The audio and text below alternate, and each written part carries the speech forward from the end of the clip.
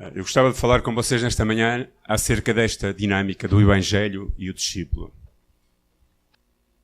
A palavra de Deus diz em 1 de Pedro, capítulo 2, versículos 9 e 10: Vós sois a geração eleita, sacerdócio real, nação santa, povo de propriedade exclusiva de Deus, para que anuncieis as grandezas daquele que vos chamou das trevas para a sua maravilhosa luz.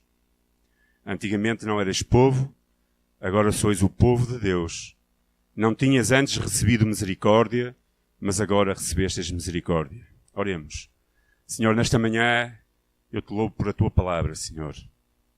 Eu te louvo pela tua presença no nosso meio. Senhor, tu és a razão que nos faz estar aqui nesta manhã, Senhor. Senhor, tu és aquele que motiva os nossos corações a estar aqui nesta manhã para te adorar. E obrigado por o tempo que nos tens dado, pela tua presença. Obrigado, Senhor, por cada músico, por louvor, Senhor, que tem sido ministrado às nossas vidas nesta manhã. E, Senhor, agora olhamos para ti e eu olho para ti e peço, ó Deus, que possas falar aos nossos corações. Senhor, que possas perdoar os meus pecados, que possas anular em mim toda a carnalidade e tudo aquilo que não te agrada, Senhor.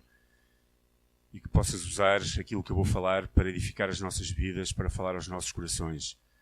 Senhor, verdadeiramente só tu tens palavras que podem mudar as vidas, Senhor.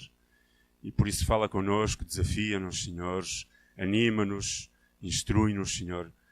Faz aquilo que tu queres fazer, a tua obra em cada um de nós, Senhor. E nós oramos para a tua glória e nós pedimos, Pai, no nome de Jesus Cristo. Amém. Eu tenho estado a pensar acerca desta dinâmica, da relação entre o Evangelho e os discípulos. E alguns pensamentos surgiam na minha mente. E o primeiro deles, e por isso eu li como introdução este texto em 1 de Pedro capítulo 2, versículo 9 e 10. Sabe, este texto foi um dos primeiros textos que falaram grandemente ao meu coração e é talvez uma das porções da Bíblia que eu mais adoro ler, porque reforça aquilo que Deus acredita em mim. E em cada um de nós. E faz-me pensar, e eu estava a pensar, que Deus poderia ter escolhido pessoas muito mais capacitadas do que eu ou do que nós, se calhar, e até podia ter escolhido anjos para anunciar o Evangelho ao mundo, mas Deus não o fez. Deus chama homens e mulheres imperfeitos, bases frágeis, incapazes, muitas vezes nas suas próprias forças, para levar algo tão precioso como é as boas novas. E as boas novas, não é? Ao coração, ao mundo, àqueles que estão perdidos, não é? Deus escolheu a cada um de nós, escolheu o seu povo, e não escolheu anjos nem seres espirituais, mas sim como chamou pessoas, homens e mulheres comuns, para fazer algo em comum e para levar boas notícias, notícias de salvação e de esperança àqueles que estão perdidos.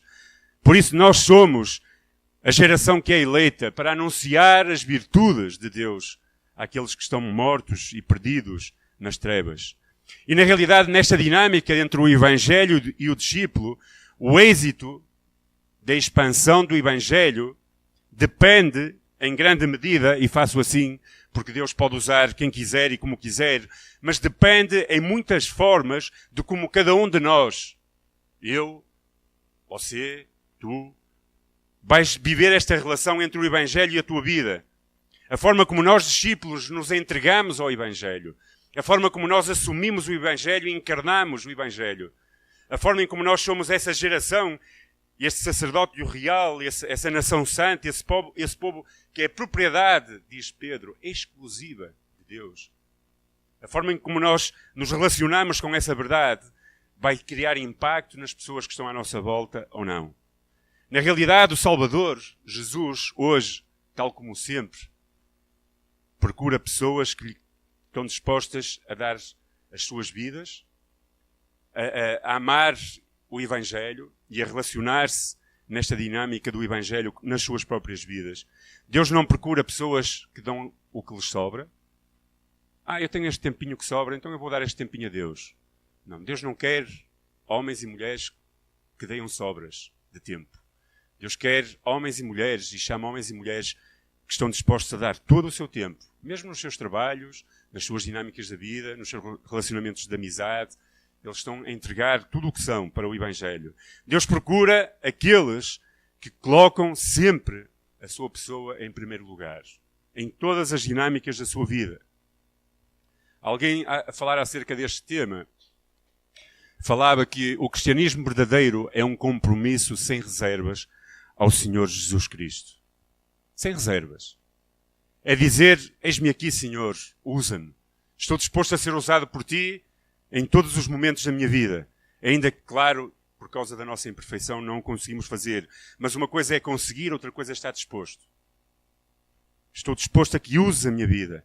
Essa é a essência do cristianismo. Este autor, Hopkins, escreveu isto e dizia assim: ele procura hoje, como sempre, não as multidões andando vagamente no seu caminho, mas indivíduos cuja dedicação e fidelidade terão início logo após terem reconhecido que Jesus Cristo está à procura daqueles que estão preparados para andar num caminho de renúncia de si próprios, o que ele também trilhou e que ele também trilhou. O Senhor procura homens e mulheres que estão dispostos a andar num caminho que não é desconhecido para Jesus Cristo, mas é um caminho que Ele mesmo trilhou. Então Deus procura pessoas dispostas a dar-se, dispostas a dar as suas vidas em favor do Evangelho. E quando falo dar as suas vidas não significa morrer. Em alguns casos, infelizmente, algumas pessoas dão mesmo literalmente as suas vidas. Mas a dar aquilo que eles são, os seus talentos, do seu tempo, dos seus dons, das suas capacidades, dos seus recursos, de muitas formas. Na realidade, isto talvez para nós, como cristãos, é um bocado às vezes forte. Mas quando nós, por exemplo, pensamos em soldados que vão para a guerra, que estão dispostos a dar as suas vidas por razões patrióticas, não é? Porque acreditam na sua nação e dão a sua vida por nação, nós achamos isso normal. Quando nós pensamos em pessoas que deram a sua vida aqui no nosso país e estão a dar na Venezuela e noutros países, a lutar em favor da liberdade, dos seus ideais políticos, da democracia, nós valorizamos e dizemos, são pessoas que querem lutar pela liberdade. Mas quando nós pensamos que para viver o Evangelho e para ser usados por Deus, nós precisamos de dar as nossas vidas para que Deus nos use, aí já é muito mais difícil. Porque nós temos os nossos próprios planos, os nossos próprios sonhos, as nossas próprias coisas. E muitas vezes colocamos o Evangelho em segundo lugar. E nós às vezes oramos e dizemos assim, ok, Maranata, vem Senhor Jesus, porque há uma promessa que diz, quando a palavra for espalhada por todo o mundo, então o Senhor virá. Mas para a palavra chegar àqueles que não a conhecem, Deus tem que usar homens e mulheres dispostos a relacionar-se no Evangelho, a relacionar-se com as suas vidas, a ser o povo que Deus quer usar. Nós precisamos de entregar-nos nas mãos de Deus para que o Evangelho possa continuar. E nós somos chamados a isso. E nesta manhã eu gostava de falar acerca desta relação importante entre o que é o Evangelho, as boas novas, aquilo que Deus nos deu para nós levarmos até aos outros, e o discípulo. E gostava de falar acerca disto. E às vezes não é fácil falar acerca disto, mas há duas facetas que eu gostava de falar. E a primeira tem a ver com as responsabilidades do discípulo. Nós, como discípulos, temos responsabilidades. E a palavra responsabilidade, eu por acaso estive a pesquisar, origina-se num verbo que significa responder, do latim. Eu não sabia isso. Quando estive a ver o que significava verdadeiramente responsabilidade, ele origina-se num verbo que vem do latim originalmente, que é responder. E na realidade o discípulo tem responsabilidades porque é a forma como ele responde ao Evangelho, ao chamado do Senhor Jesus. E todos nós, temos responsabilidades e respondemos perante os nossos chefes, perante os professores na escola, perante os nossos pais, perante as nossas esposas e maridos, uns com os outros. Nós temos respostas nas nossas áreas e dinâmicas sociais e na forma como nós nos movemos. Mas também temos muito mais do que isso, uma responsabilidade, todos os homens. Porque diz que um dia todo o joelho se dobrará e toda a língua confessará que Jesus Cristo é o Senhor. E também como discípulos nós temos responsabilidades de levar o Evangelho até às pessoas que ainda não o conhecem.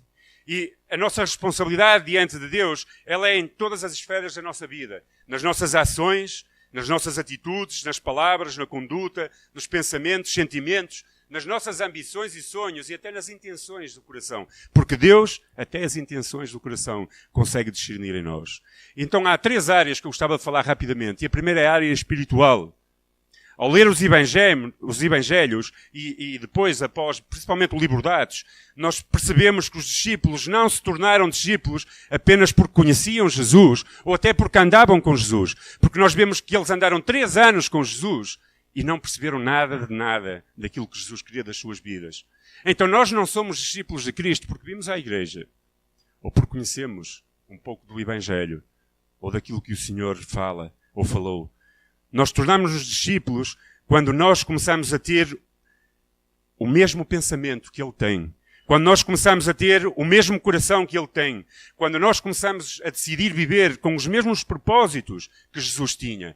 Quando os discípulos perceberam que eles precisavam de ter dinâmica de vida e não apenas esperar alguma coisa à base até dos seus próprios sonhos, porque eles de outra forma também procuravam poder e interesses e tudo mais, não é? Porque não compreendiam muito bem a mensagem do Senhor. Mas depois disso, quando eles estiveram dispostos a dar as suas vidas, e isso é aquilo que mais me custa, é dar a minha vida. E que nos custa a todos. Só depois de eles perceberem que precisavam dar a sua vida para levar o Evangelho até aos demais, foi a partir daí que Deus começou a usá-los de uma forma poderosa. Porque até à morte de Jesus todos fugiram. Todos fugiram. Alguns negaram, de uma forma mesmo como nós vemos Pedro, e vemos pessoas a fugir, e até mesmo depois do Senhor suscitar e aparecer. Ainda houve ali uma dinâmica que eles precisavam de perceber, que tinham uma responsabilidade espiritual nas suas vidas. A palavra cristão surge quando eles começaram a avançar, não é, com o Evangelho, e as pessoas viam aqueles verdadeiramente seguem Jesus Cristo. Aqueles verdadeiramente vivem o cristianismo. Como discípulos, nós precisamos de entender que só há uma maneira de crescer espiritualmente, e é negando-se a si mesmo e seguir a vontade de Deus. Não há 2 maneiras de o fazer. A palavra de Deus diz em Marcos, quem quiser, pois, salvar a sua vida, perdê-la. E quem perder a vida por causa de mim e do Evangelho, salva-la. A minha pergunta é, estás tu disposto a perder a tua vida por amor do Evangelho? Ou queres reter a tua vida? Queres controlar tudo o que é a tua vida? Estás tu disposto a dizer, Senhor, eis-me aqui verdadeiramente, usa-me para que outros possam conhecer com as minhas imperfeições, com as minhas lutas, com as minhas dificuldades. Usa a minha vida. Ou queres agarrar-te, nós queremos agarrar à nossa vida, aos nossos sonhos, àquilo que nós idealizamos para nós apenas. E esquecemos-nos de que Deus tem planos e projetos muito maiores até. E que nos, muito provavelmente, farão sentir muito mais propósito no nosso viver do que às vezes os nossos próprios sonhos, projetos e tudo o que temos. Perder a vida é abrir mão dos nossos prazeres pessoais em favor daquilo que Deus quer para cada um de nós.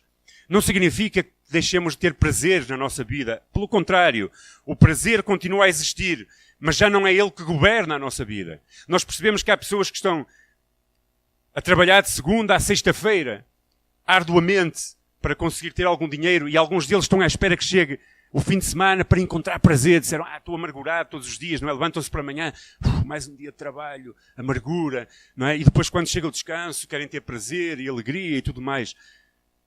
Não é isso que pode governar a vida de um cristão. Aliás, a vida de um cristão é governada pela sua relação. O prazer está na sua relação com Deus. E depois, através da sua relação com Deus, ele consegue ter prazer em todas as outras coisas de uma forma muito, se calhar, até mais proveitosa. O prazer continuará a existir, mas ele já não pode governar a nossa vida. Ele já não tem a prioridade número 1 no nosso viver. Ele já não pode vir nem virá nunca antes da vontade de Deus para a nossa vida. E vou dizer uma coisa. Você é o responsável número 1 pela sua vida espiritual. Você pode acusar a igreja que não tem programa bom. Você pode acusar o pastor que não sabe pregar também. Você pode fazer aquilo que quiser. E pode atirar 1001 desculpas para de onde você quiser. Mas se a sua vida espiritual estiver uma miséria, eu sou o primeiro responsável. É porque eu não estou a ter prazer em Deus. É porque eu não estou a procurar Deus como tenho que procurar. É porque eu não estou a desfrutar de tudo aquilo que Deus tem para a minha vida, espiritualmente falando. Então cada um de nós, somos o responsável número 1 pela nossa vida espiritual. A segunda coisa que eu gostava de falar é a responsabilidade disciplinar na área social. E a área social para que possa acontecer nas nossas vidas, e não tem a ver só com a igreja como o departamento ou a obra social da igreja, mas a nossa dinâmica social na própria, onde nós nos movimentamos com os nossos amigos, com as pessoas que conhecemos também. Aquilo que tem que marcar a nossa vida tem que ser o amor. O amor, na realidade, é a marca com a qual a nossa comunidade cristã, igreja, o caminho e a nossa vida deve ser reconhecida por aqueles que estão no mundo à nossa volta. Um teólogo chamado Francis Schaeffer disse estas palavras: o amor é uma espécie de emblema, um selo que o Espírito Santo, claro, confere para rotular o cristão em todos os tempos e em todos os lugares. Hoje, tal como no passado, quando nós lemos a descrição dos primeiros apóstolos e discípulos que iam pelo mundo fora, eles diziam: beijam como se amam. Essa descrição de amor é em todos os tempos. Este homem fundou uma instituição chamada O Abrigo. L'Abri, não é? Em francês significa o abrigo. Não é? Então é o amor que é a marca. Então é a intervenção social do cristão. Há uma responsabilidade. Nós não podemos passar ao lado daqueles que estão a sofrer socialmente também. E o Evangelho tem que tocar. Eu não posso conceber um Evangelho que não toca a vida daqueles que estão desfavoráveis. E tu e eu, como discípulos do Senhor Jesus, precisamos ser movidos em amor. Precisamos ter uma comunidade de amor que liberta amor aos demais, que libera graça para com os demais e misericórdia, que pratica obras de justiça. Porque nós somos muitas vezes muito mais rápidos a praticar obras de justiça do que de misericórdia. Nós somos capazes de dizer: aquele é um drogado, ou é isto, ou aquilo, ou aquele não quer trabalhar, ou aquilo isto, e realmente se calhar não é o certo o que ele faz. Não é o certo. Não é se calhar, não é mesmo o certo. Mas somos muito mais difíceis para liberar amor para com aqueles que estão perdidos na sua cegueira da vida. Então nós somos chamados a amar como marca. E temos de ter uma intervenção social à nossa volta. Quem ama vive em serviço. Serve aos demais. Quem ama tem que ter uma intervenção social naqueles que estão à sua volta. Quem ama é inspirado por um zelo contínuo por amor ao próximo, àquele que está desfavorecido, àquele que precisa. E isso faz parte também do Evangelho. Faz parte do Evangelho. E nós precisamos ter uma intervenção social, quer como pessoas individuais, quando vemos alguém à nossa volta, quer como igreja num coletivo. E estamos a fazer dentro daquilo que conseguimos fazer. Mas essa tem que ser uma marca de cada um de nós como discípulo, e não apenas da igreja. Se nós podemos ajudar, nós devemos ajudar as pessoas que estão à nossa volta, porque isso também faz parte do Evangelho. O amor, face aos outros à nossa volta, livra-nos da nossa própria desumanidade, e da nossa própria indiferença, da nossa própria insensibilidade, do nosso próprio egoísmo e ganância. Quando nós nos envolvemos com as outras pessoas, ouvimos os seus problemas, conhecemos as suas lutas, isso faz-nos libertar do nosso próprio egoísmo. Todos nós nascemos egoístas. Uma das primeiras palavras que as crianças dizem é meu e minha. Meu e minha é das primeiras coisas que nós dizemos. Nós sabemos dizer isto é meu. Então, quando nós nos envolvemos socialmente com aqueles que estão perdidos, não só levando o Evangelho falado, mas na prática daquilo que é o Evangelho, então nós tocamos os seus corações e somos usados por Deus. Tu e eu somos chamados a servir em amor. Por isso serve, dispõe a tua vida a servir. A comunidade à volta, as pessoas que estão à nossa volta. A responsabilidade social do discípulo é um modo de ser diaconal, de serviço das comunidades de Jesus Cristo, e a sua marca é sempre o amor. E terceiro, a responsabilidade do discípulo na área moral e ética. Ao lermos principalmente as cartas do apóstolo Paulo, nós percebemos a dinâmica de que somos chamados para a liberdade, mas com uma responsabilidade ética e moral. Nós temos uma responsabilidade ética para com os demais. No início do cristianismo, Paulo desenvolvia esta ideia de uma forma muito prática, dizendo, em 1 Coríntios 6,12, tudo me é permitido, mas nem tudo me convém. E essa responsabilidade é nossa, de cada um de nós. Saber até que limite nós podemos ir. Sabendo que nós somos chamados para viver em liberdade, mas nem tudo pode ser feito. Porque isso vai impactar na forma como nós vivemos o nosso Evangelho. E tantas vezes nós caímos. Eu caio nesse erro. De não ter a capacidade de discernir e sentir-me responsável por pensar que todos os meus atos, ações e palavras vão, de alguma forma, ser lidas pelas outras pessoas que estão à minha volta. E até mesmo somos chamados a ter uma responsabilidade ética e moral diante dos desafios que o próprio mundo está a colocar à Igreja nos nossos dias. Não tenham problemas, se for necessário, de abertamente e com coragem dizer: olha, eu sou contra o aborto, olha, eu sou contra isto, eu sou contra aquilo. Eu estou a dar alguns casos, não é? Contra a eutanásia. Nós somos, como cristãos, chamados a ser diferentes e a viver aquilo que o Evangelho e a transmitir aquilo que o Evangelho diz. E isso é uma responsabilidade de todos nós, de cada um de nós. Então nós devemos ser conhecidos como filhos de Deus, como discípulos, como servos que procuram viver em fidelidade, numa ética moral. É preciso discernimento para isso. E precisamos de procurar aquilo que Paulo dizia em Romanos capítulo 12, versículo 2. Não vos conformeis com este mundo. O cristão tem que ser inconformado. Quando nós nos conformamos com o mundo, nós começamos a viver segundo a corrente do mundo. E nós somos como o Salomão, não é? Vamos ao contrário, não é? Daquilo que... Ou como o sábio, vamos ao contrário das correntes. Não vos conformeis com este mundo, mas transformai-vos, renovando a vossa mente, pensando como Cristo, sentindo como Cristo, amando como Cristo, a fim de poderes discernir qual a vontade de Deus, aquilo que é bom e agradável e perfeito. Precisamos e devemos ter cuidado nas nossas escolhas. Eu esta semana estava a ler, eu gosto muito de ler alguns pastores, gosto de me inspirar neles, gosto de ver o que eles pensam, o que eles falam. E li um post no Facebook de um pastor chamado Carlos Cardoso, de Equimado.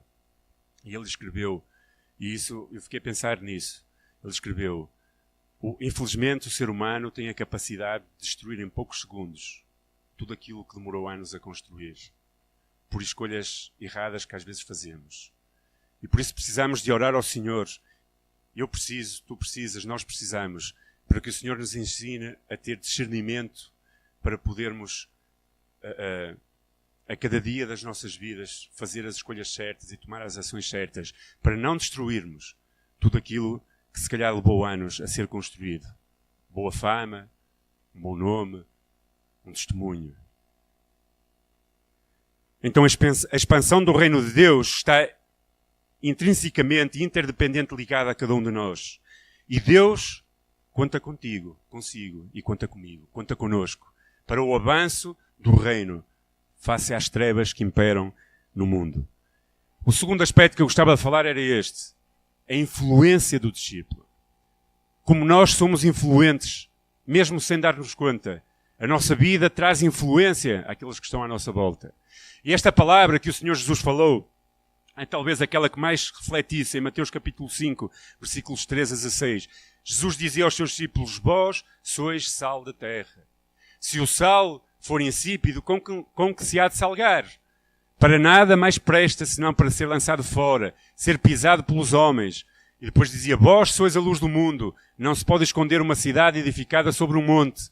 Não se acende uma candeia para se colocar debaixo do alqueire, mas no velador, e dá luz a todos os que estão na casa. Assim resplandeça a vossa luz diante dos homens, para que vejam as vossas obras e glorifiquem a vosso Pai que está nos céus. Então, a nossa influência, a forma como nós vivemos e somos usados por o Senhor, vai trazer alguma coisa à vida daqueles que estão à nossa volta. Quer nós queremos, quer não. Sempre traz alguma coisa aos demais. Então, a primeira grande verdade está a falar de preservação. Está a falar daquilo que o sal fazia naquela altura. Conservava, não é? Ele dizia: vós sois o sal da terra, e se o sal for insípido, não serve para salgar. Não serve senão para ser deitado fora e pisado pelos homens. Não é? Podemos fazer só disto uma pregação. Eu não quero fazer uma pregação só disso. O sal tem um valor importante. Tão importante que ele está presente em todas as casas. Está ou não está? Quem gosta de comida em sossa? Ninguém gosta de comida em sossa, não é? Depois há diversos tipos de sal. O sal grosso, que é usado mais para cozinhar. O sal fino, que está à mesa. E há sal para deitar nas estradas também, não é? para impedir acidentes e tudo mais.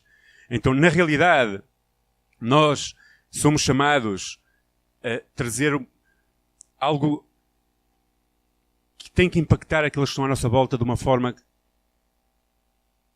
que cura, que traz preservação, que traz uma dinâmica diferente daquilo que o mundo está a viver. Na realidade, o mundo sem Cristo está em decomposição total. Está apodrecido. Não é?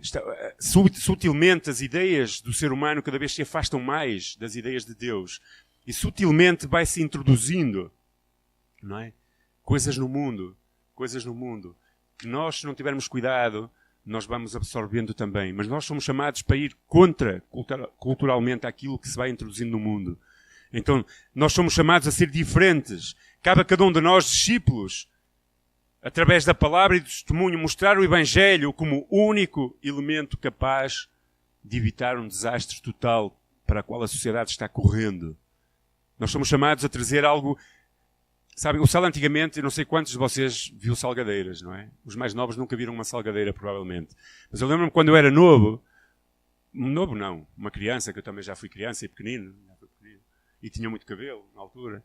Então, eu lembro-me que o meu avô matava um porco, e depois punhamos umas salgadeiras, e para que não entrasse em decomposição a carne, metia-se a carne no sal, não é? Para proteger. E depois ia-se comendo. Eu, por acaso, não gosto, mas eles, o meu avô e o meu pai e tal, iam comendo aquilo. Então, nós somos chamados também a marcar uma diferença na sociedade, a ser diferente numa sociedade que está cada vez mais longe de Deus. O segundo aspecto que chama a atenção é a orientação. Vós sois a luz do mundo. Ou seja, a luz orienta. Se não, experimentem conduzir sem luz à noite. Experimentem ir numa estrada e apagar os faróis, que não tenha luz, e vocês vão ver para onde é que vão. Vão para paredes, mas não é para paredes onde o Mike tem a igreja. Depende, se fores numa autoestrada não tem. Tu não consegues ver, ó Jerónimo. Infelizmente, pá. Mas as autoestradas e muitas estradas não têm luz. Então, a luz como que orienta a ir a algum lugar. E nós somos chamados a trazer orientação às pessoas com a nossa influência, que estão à nossa volta. Mais do que um dever, é um privilégio para os cristãos e para os discípulos de Cristo levar o mundo em que vivem, em que está envolto em trevas, a trilhar uma estrada luminosa em direção àquilo que Deus quer para as suas vidas. E como eu disse no início, Deus não chama anjos. Deus chama-te a ti e a mim, para orientar pessoas a chegar ao conhecimento da verdade. Só quando Deus tocou o meu coração e mudou a minha vida, é que eu comecei a compreender como tudo era belo à minha volta. O verde ficou mais verde. O azul sempre foi azul, mas o verde ficou mais verde. Os céus ficaram mais bonitos. As plantas à minha volta, eu olhava para coisas que não reparava. Foi quase como se as escamas, sabe? Aquela ilustração de Paulo, quando oraram por ele e caíram umas escamas dos olhos, não é? Foi quase como se algo tivesse caído dos meus olhos. E eu começasse a ver tudo diferente. Eu começava a entender a palavra, o Espírito Santo começava a trazer revelação à minha vida. Então nós somos chamados a orientar pessoas até Jesus Cristo, através do Evangelho, com a influência das nossas vidas. Em terceiro lugar, há um testemunho. A palavra diz: não se pode esconder uma cidade que é edificada sobre um monte. Não é? É muito interessante quando nós vamos a conduzir e vemos uma cidade a 30 ou 40 quilómetros, principalmente em Espanha, isso é muito interessante, porque acho que as cidades estão mais longe umas das outras. Eu vivia a 40 quilómetros de Burgos, mais ou menos. E lembro-me, pelas noites, quando vinha aos cultos ou ia a reuniões à cidade, ao longe, muito longe, eu via aquela luminosidade da cidade, não é? No ar. Então nós não podemos viver escondidos. Nós somos chamados a ser luz, a orientar pessoas a Cristo, e o nosso testemunho, a nossa vida, não pode estar escondida. Deus não quer James Bonds. Deus quer homens e mulheres dispostos a anunciar com as suas vidas aquilo que Cristo faz em cada um de nós. Bom, eu acho que ainda que um verdadeiro discípulo de Cristo, se quisesse esconder, o mundo teria que descobrir. E isso faz toda a diferença. Quando as pessoas te perguntam: tu és diferente? Há alguma coisa diferente na tua vida? Significa que tu estás a viver algo que vem de Cristo, com certeza. Não é? Quando as pessoas perguntam a tua maneira de falar, tu não dizes asneiras, ou tu isto, ou tu aquilo, há uma diferença. O que é? E começam a indagar, a perguntar. É porque nós estamos a assumir o cristianismo na nossa vida e a tornarmos verdadeiros discípulos de Jesus Cristo. Se as pessoas passam por nós, conhecem-nos, privam connosco, trabalham connosco, andam na escola connosco e não notam diferença nenhuma, então provavelmente tu estás escondido. Não estás a ser aquilo que Deus quer que tu sejas. Eu não sou aquilo que Deus quer que eu seja. E quando nós vivemos nesta dinâmica de viver um cristianismo que as pessoas percebem, então a nossa luz resplandece diante dos homens e eles veem as nossas obras. Eles veem quem nós somos e aquilo que nós somos chamados a ser e a fazer. É o testemunho das nossas vidas. E na realidade a pregação maior que há em cada um de nós, mais expressiva do discípulo, é as suas obras, é aquilo que ele faz na sociedade à sua volta, é aquilo que ele, da maneira como ele vive. Talvez tu e eu sejamos a única Bíblia que muitas pessoas vão ler. Nunca vão pregar na Bíblia, mas vão ler a tua vida e a minha vida. E eu falho tantas vezes, e tu falhas provavelmente também. E precisamos pedir ajuda ao Senhor e compreender que nós somos as cartas vivas de Deus para os homens. O Evangelho, a Bíblia, só tem vida quando eu a vivo, quando tu a vives. Porque senão é letra, e a letra mata. É palavra morta. Ela não é vida porque está escrita aqui. Ela é vida quando eu estou a vivê-la, quando tu estás a viver, quando você está a viver. Então ela se torna vida. E traz vida também àqueles que estão à nossa volta. Na realidade é isso que nós precisamos de ser. Não podemos descuidar-nos nem relaxarmos nos nossos procedimentos, na forma como nós vivemos, no nosso procedimento, na maneira como nós vivemos. Porquê? Porque o nome de Deus pode ser blasfemado. E eu reconheço que se calhar tantas vezes, por causa da maneira como eu vivi, pessoas se afastaram de Deus. E às vezes tenho que pedir perdão a Deus por isso. E às vezes nós temos que pedir perdão por isso. Então, desde o início da igreja, nós somos chamados a ser diferentes, a fazer uma diferença na comunidade onde vivemos, a causar impacto, não apenas com palavras, mas com obras que são revestidas por poder que vem do alto, para que a luz do Evangelho possa sobressair no meio destas densas trevas onde nós vivemos. Eu e você somos chamados a isso. E quando nós vivemos assim, então a influência do discípulo traz glorificação a Deus. Quando os homens veem as nossas boas obras, diz a palavra, e glorificarão ao vosso Pai que está nos céus. Então, a minha influência, quer eu queira, quer não, pode servir para dar glória a Deus ou para blasfemarem contra Deus. A minha influência pode servir para essas duas coisas. Na realidade, todos possuímos o poder de influência. Se não, perguntem aos nossos filhos. Tantas e tantas coisas que eu fiz erradas que influenciaram a vida das minhas filhas. Nós, como pais, fazemos tantas coisas às vezes erradas que influenciam a vida dos nossos filhos. Nós influenciamos a vida de todos aqueles que estão à nossa volta. Conscientemente ou não. Influenciamos as pessoas que estão à nossa volta. E essa influência pode ser para o bem ou para o mal. Sempre dependerá daquilo que nos propomos a fazer. Por isso precisamos de pedir ajuda a Deus, todos nós. Nós somos o Evangelho que o mundo quer ver. O mundo está cheio de palavras, o mundo está cheio de letras, o mundo está cheio de religiões, o mundo está cheio de tantas coisas. E eles querem ver vidas de pessoas que realmente vivem diferente. E nós vamos influenciar as pessoas com quem vivemos. E é uma responsabilidade, irmãos. E eu estava a pensar acerca é uma responsabilidade. Inconscientemente ou não. Eu gostava, para terminarmos muito rapidamente, de ler uma pequena passagem, um pequeno acontecimento na Bíblia que fala acerca desta influência que nós temos sobre a vida das outras pessoas. 1 de Pedro, capítulo 2, não era 1 de Pedro, é João, capítulo 21. É isso, 1 de Pedro foi aquilo que eu li no início. João, capítulo 21. Conta-nos um acontecimento, um relato de um acontecimento entre alguns dos discípulos com Jesus.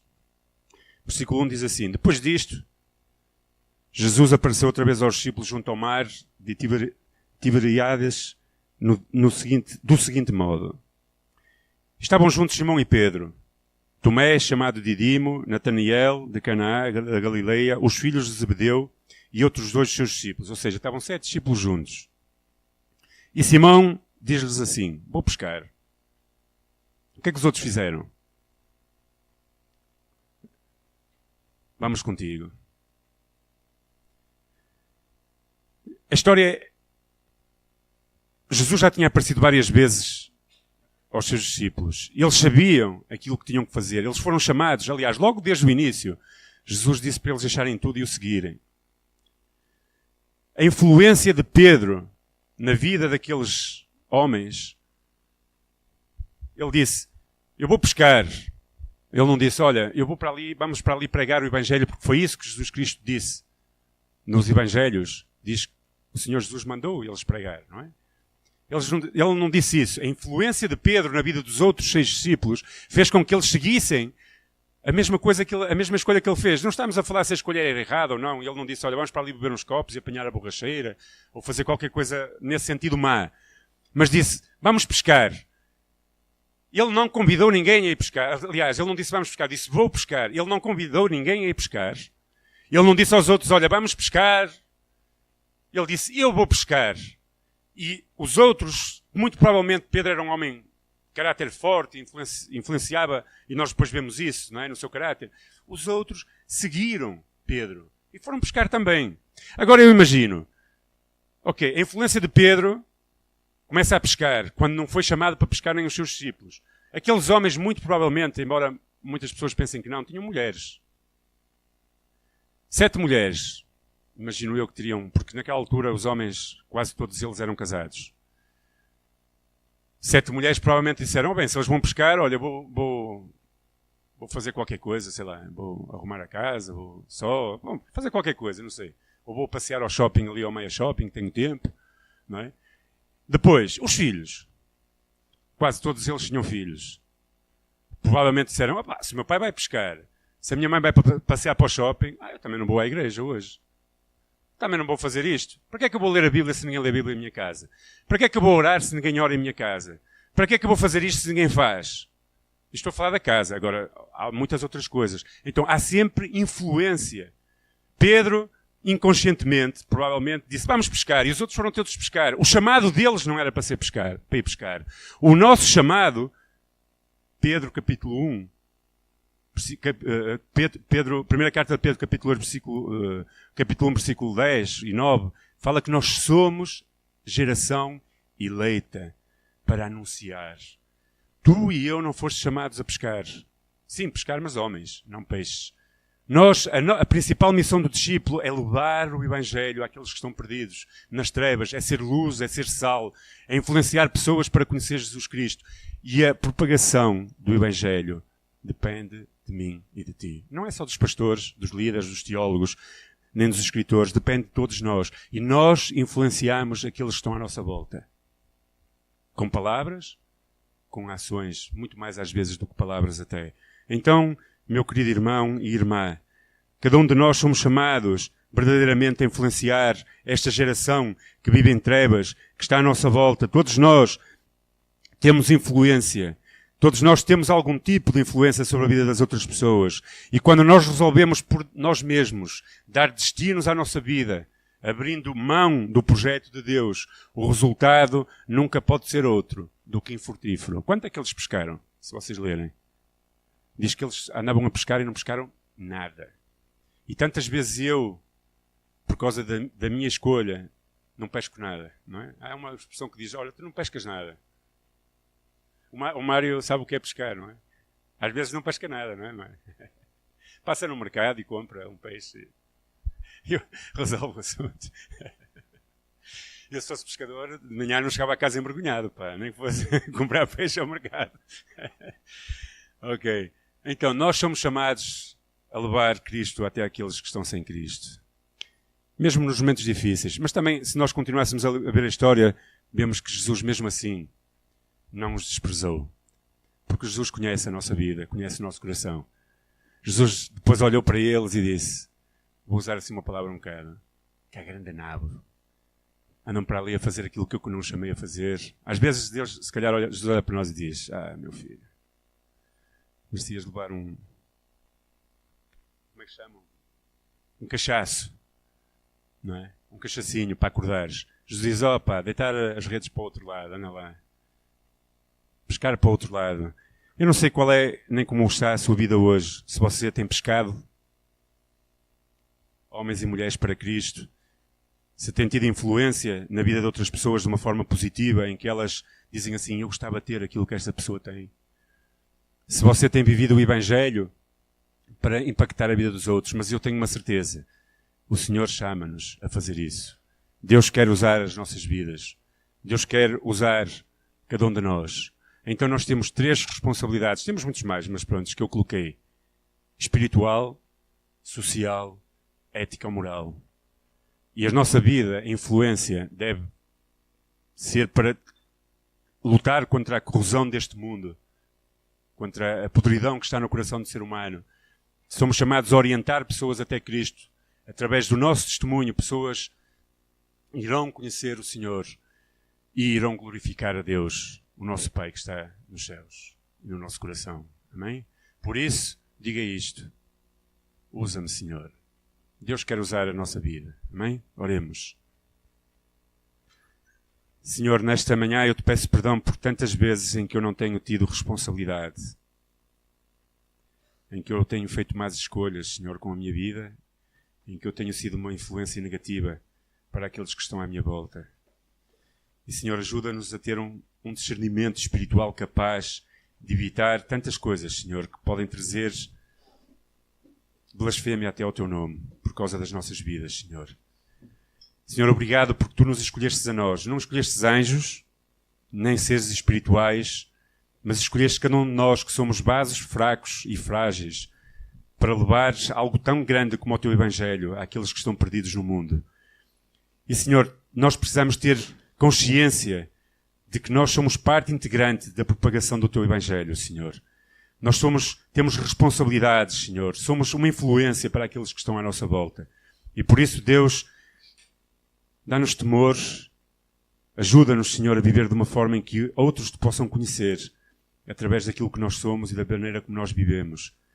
Senhor, usa as nossas vidas. Usa as nossas vidas para anunciar as grandezas, a virtude daquele que nos chamou das trevas para a sua maravilhosa luz. Nós que não éramos povo, que estávamos perdidos em nossos delitos e pecados, usa-nos, Senhor. Ó Senhor, que privilégio poder ser usado para que outros Te possam conhecer. Não há nada maior que dê mais alegria ao meu coração do que alguém possa conhecer Jesus através da minha vida, Senhor. Por isso, Deus, dá-nos essa capacidade. Derrama do Teu Espírito sobre as nossas vidas e ajuda-nos, Senhor, a viver de forma a que Tu és glorificado na vida de outras pessoas. Abençoa a Tua Igreja, Senhor. Abençoa cada um de nós e usa-nos, Senhor. Usa-nos para a Tua glória. No nome de Jesus Cristo. Amém. Amém. Deus quer usar-te. Deixa-te usar.